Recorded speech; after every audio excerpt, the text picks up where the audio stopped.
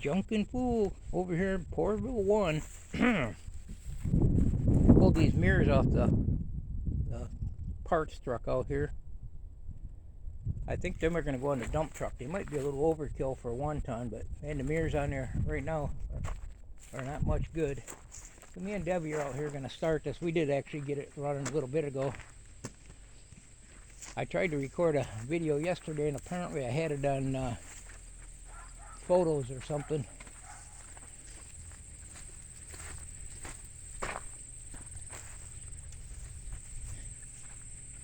So I got this thing fabricated. Yeah, it's one of them days where you want a long sleeve shirt on, and when you put it on, it's kind of warm. Well, I got a drip up here. It's leaking gas. I actually aimed it different so it leaks away from the electronics. I'm just going to start this for a minute. Got a guy supposed to be coming probably a half hour if he shows. I think he's going to show, but he may be interested in the cab. And I pulled the mirrors off and PTO pump and the parts that I kind of wanted. And that's leaking pretty good. Maybe we can get another fire going. Now the other truck, after I shut the video off, I ended up pulling the heater motor out, and it was actually handfuls of debris, glowing flames in there. There, Debbie. Hello, everybody. She likes to keep her distance sometimes from these. Did you put that sign on there?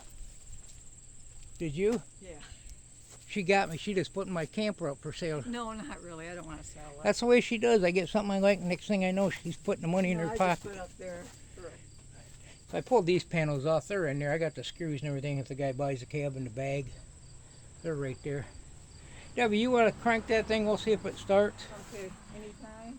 Yeah, there's the breather. Yeah. Okay. You don't really need to get in there. All right. Right now? Go ahead. Hold on a minute. Okay.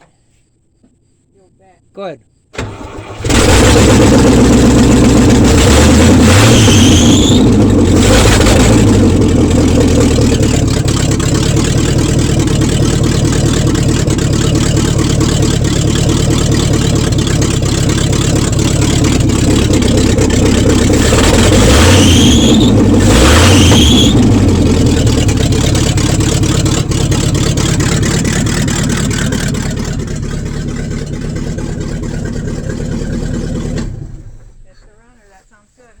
Yeah, I need some gaskets. It's in a good tune-up, but actually it's been sitting quite a while.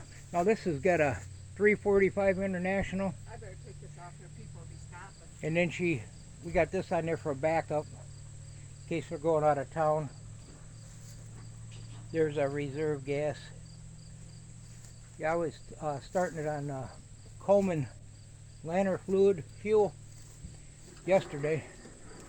So this guy's coming. I'm not sure if he wants the engine. He talked about the cab. I think he's got one. He needs some parts. I think it's the same guy that's looking for brake boosters and what have you.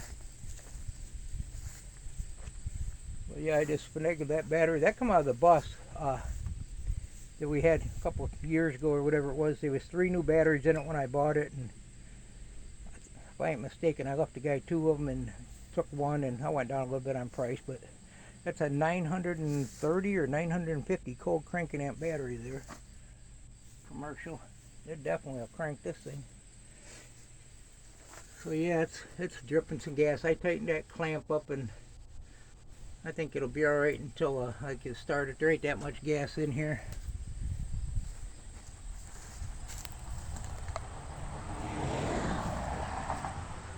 Put the gas cap on it. This is a lock-in gas cap. There's only not even a half a quart in there. Hopefully it'll still have a little bit in there. Should have some in the carburetor when he gets here.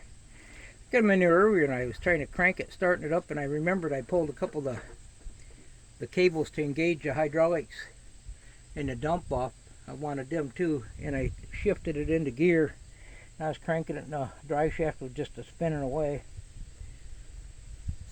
When I first started cranking it, I was trying to jump it, and the battery box is up here. I don't know if we can see that or not. Yeah, I guess I can. I moved the battery over here, took the cable out of the frame, and put a separate, different ground on there. It wasn't cranking. So there you go. It's over here in Porterville too on a Sunday. Got a whole bunch of other stuff wanting to do, but waiting for this guy to show up. So we'll see what happens. He was up north or something. He's going to stop on his way back through, I guess. He's been communicating back and forth for a while, but I may pull the cab off for him. Depends on the price or selling the whole thing and go from there. I pretty much copper radiator in it. So I guess it depends on the price we get, what we do. Now the last engine like this I actually sold for $975. This motor's only got 67,000 miles on it. That's what the old farm trucks, they don't get that much mileage. Or mileage. Yeah. Miles. There we go. It's quite a step to get up here now. Now it is a lowrider. I know they're in style now. I'm going to probably have to snag that motor and move it out of the way. That was a counterbalance to, if I could tilt the cab. I got that kind of working. And I really could use that pump there. I got one out back. It's leaking, but this one is leaking too. Let's just check out the mileage. There's some Ventag. Now I got enough to put this truck together. I got a whole identical frame out back. I could cut the length. This is shifter's a little bit shorter with the cab jacked up. You got to put this in neutral and jack the cab up. It's got a little thing back here to check your radiator, a little door. I don't think I've opened it on this one, but spot for a speaker. Back to the miles.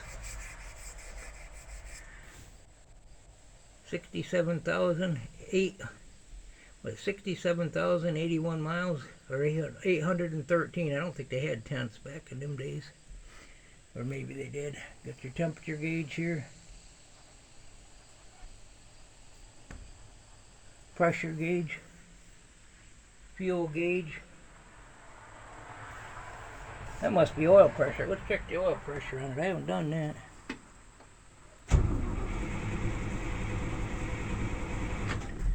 Probably ain't gonna start. I can't. The gas pedal's unhooked in here too.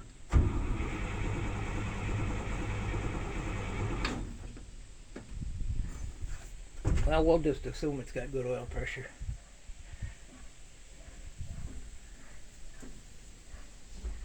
Anyway, there you go. Belonged to a little old lady. She only drove to church on Sundays, and she didn't go to church that much. Watch out, dog. That's just a neighbor dog taking a stroll.